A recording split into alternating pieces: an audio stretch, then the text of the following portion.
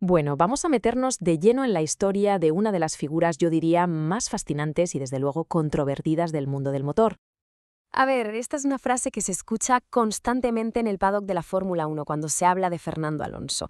Es casi un mantra. Y sin embargo, este es el número. 2.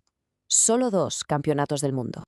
Entonces, la pregunta es inevitable, ¿no? ¿Cómo es posible que un bicampeón sea venerado a un nivel que va mucho más allá de sus números?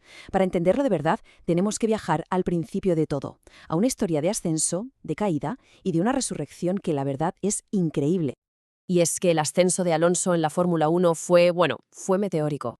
En muy poco tiempo pasó de ser una promesa a plantarle cara a cara al rey indiscutible del deporte, Michael Schumacher. Pensemos un poco en esa trayectoria. Debuta en 2001 con un Minardi, un coche modestísimo, y ya deja a todo el mundo con la boca abierta. Para 2003 ya está ganando su primera carrera. Y en 2005 y 2006, ¡zas!, doble campeón del mundo, acabando con el dominio absoluto de Ferrari. Es que su camino a la cima fue visto y no visto. Aquí la clave, el punto de inflexión, fue el reglamento de 2005. Hubo cambios muy importantes, pero sobre todo uno, la prohibición de cambiar neumáticos durante la carrera. Esto, literalmente, destrozó la ventaja que tenían Ferrari y Bridgestone, y ahí, en ese hueco, se colaron Alonso y Renault con sus Michelin que aguantaban toda la carrera. Fue la tormenta perfecta. Pero claro, no solo se aprovechó de las reglas. Es que él era pura audacia. No se conformaba con ganar, ¿no? Iba a por Schumacher, directamente. Y nos dejó adelantamientos como este en la 130R de Suzuka, que a día de hoy todavía se ponen en las escuelas de pilotaje. Una auténtica locura. Vale, ya está en la cima. 2 títulos. ¿Y qué hace? Se va a McLaren en 2007. Y aquí es donde la historia da un giro de guión brutal, porque lo que vino después fue, sin exagerar, una de las temporadas más explosivas y autodestructivas que se recuerdan en la Fórmula 1. La cosa es que Alonso llega a McLaren como el rey, el bicampeón reinante, esperando ser el número 1 sin discusión, pero se encuentra con una sorpresa en su propio garaje, un novato llamado Lewis Hamilton, que resulta ser el protegido del equipo, un talento prodigioso y, sobre todo, nada dispuesto a ser el segundo de nadie. Y claro, la tensión fue creciendo hasta que en Hungría todo explotó. Fue durante la clasificación. Un desacuerdo sobre la estrategia, un lío de equipo, Hamilton se salta un pacto, Alonso le devuelve la jugada reteniéndole en boxes, un sabotaje mutuo a la vista de todo el mundo. El resultado, Hamilton se queda sin dar su última vuelta y Alonso le meten una sanción que le quita la pole. Un desastre total. Y después de eso, las declaraciones a la prensa. Dinamita pura. Alonso diciendo que la F1 ya no era un deporte para él. Hamilton, con esa ironía, diciendo que llevaba el número 2 en el coche y que efectivamente era el piloto número 2. Estaba clarísimo, el equipo estaba completamente roto, partido en dos. Pero la cosa no acaba ahí, ni mucho menos. Este conflicto interno tuvo una consecuencia todavía más gorda.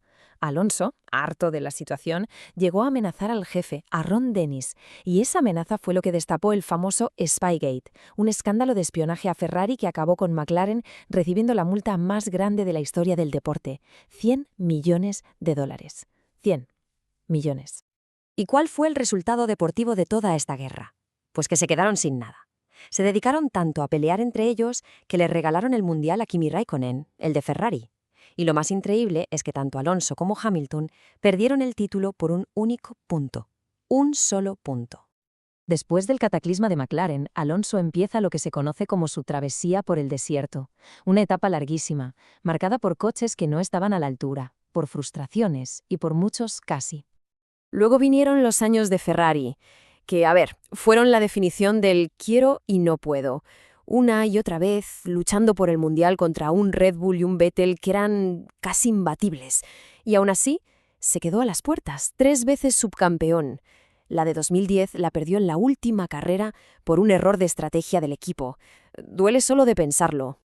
Y cuando parecía que no podía ir a peor, vuelve a McLaren. Esta vez con motor Honda, un proyecto que prometía hacer la bomba y que fue un fracaso, pero un fracaso estrepitoso. El coche no andaba, se rompía constantemente y todo quedó inmortalizado en ese momento icónico en Brasil, con Alonso tomándose el sol en una silla de camping al lado del coche averiado. Pura ironía y frustración.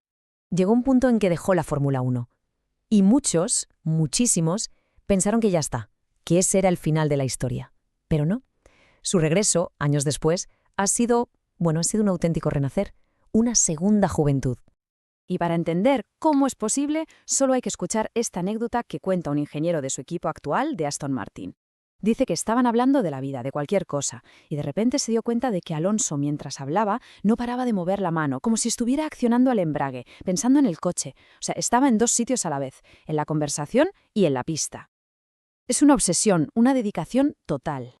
Es que si lo pensamos, su carrera abarca épocas enteras de la Fórmula 1. Minardi, Renault, McLaren, Ferrari, otra vez McLaren, Alpine, Aston Martin.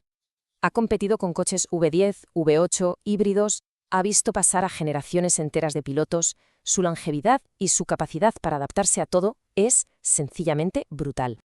Y ahora viene lo bueno, la traca final, quizás. En 2025 se va a unir a su equipo, a Aston Martin, ni más ni menos que Adrian Newey, el genio, el hombre que ha diseñado los coches campeones de Williams, de McLaren, de Red Bull, posiblemente el mejor diseñador de la historia. Y esto justo antes del gran cambio de reglas de 2026. La primera vez en su vida que el mejor piloto y el mejor diseñador van a trabajar juntos. Entonces, con todo esto sobre la mesa, la pregunta final es inevitable, ¿no? Con su talento que parece no tener fin y con un genio como Newey a su lado, ¿está por escribirse el último y quizá el más grande capítulo de la historia de Fernando Alonso? Porque al final, su leyenda no se mide solo con esos dos títulos, se mide por esa búsqueda incansable, casi obsesiva, de la grandeza, contra viento y marea. Y lo más fascinante de todo es que esa búsqueda, a día de hoy, todavía no ha terminado.